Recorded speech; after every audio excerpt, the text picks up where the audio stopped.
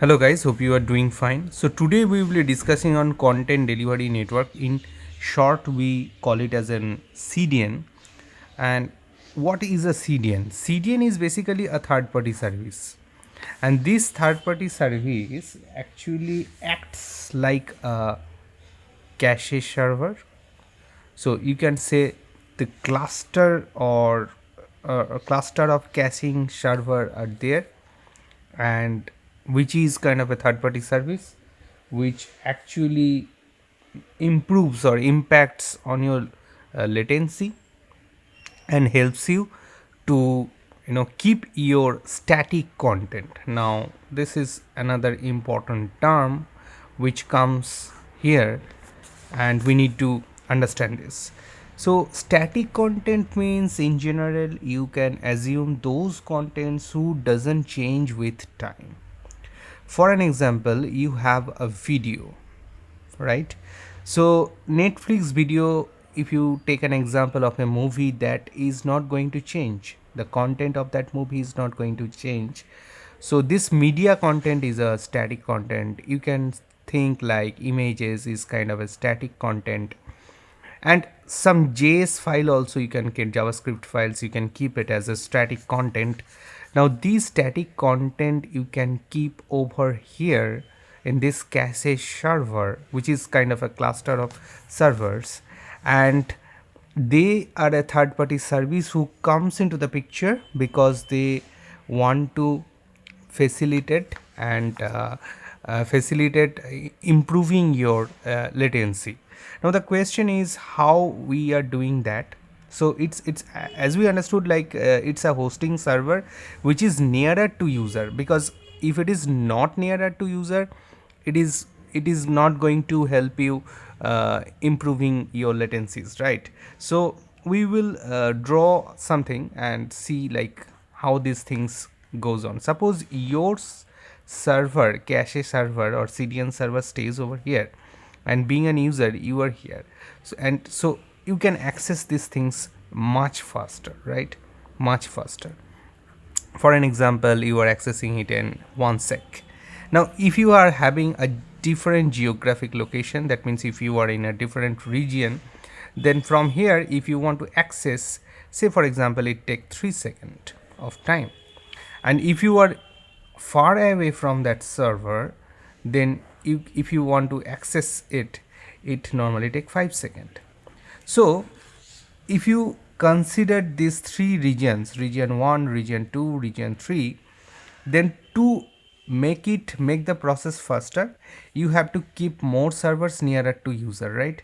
And these servers are really kind of a cache server. That means why cache? What is the importance of cache server? Cache server actually reduces the network calls, and in this way it improves the latencies. So if we arrange a third party, if we can rely on a third party service who will be taking care of our static content at least, then we'll be in good shape, right? So that is the exact work of CDN. We can give a practical example or real type example, if you can say, like suppose Slack or Teams, these type of client application we have used a lot. Now whenever we are opening this type of client application, at the starting time it pulls some static information, and that static information they are pulling from CDN only, right? Now the question is, there is a concept called POP. What is that?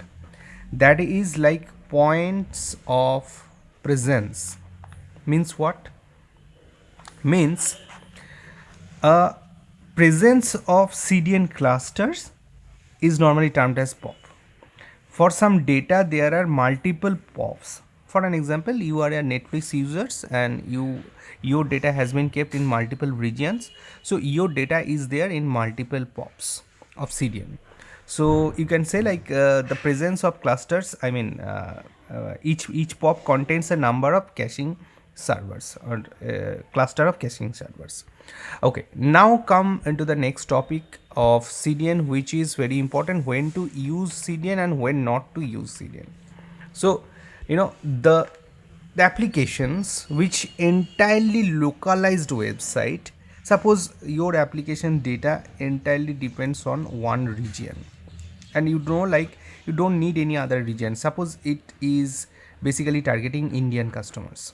Now this is not a global wide application, so you don't need CDN, because whenever you are using CDN, your backend server needs to talk to CDN or needs to find out exact location of the CDN server, and that is going to make the process expensive rather. So the cases will come like when you have something which is distributed over the globe, your applications customer bases are distributed over the globe, you can definitely go with CDN, and you want to keep the static content. Now there are one things like how to configure CDN. Root domain DNS, at root domain DNS level, you need to configure properly to activate CDN server. So example of CDN servers could be, Cloudflare, just writing it, this is example, these are examples, and Google Cloud CDN. So they are the examples, and you can configure it in root domain DNS, right? So from there only they will talk to, or the request is going to be navigated to exact CDN location. Thank you so much. Hope this video will help you.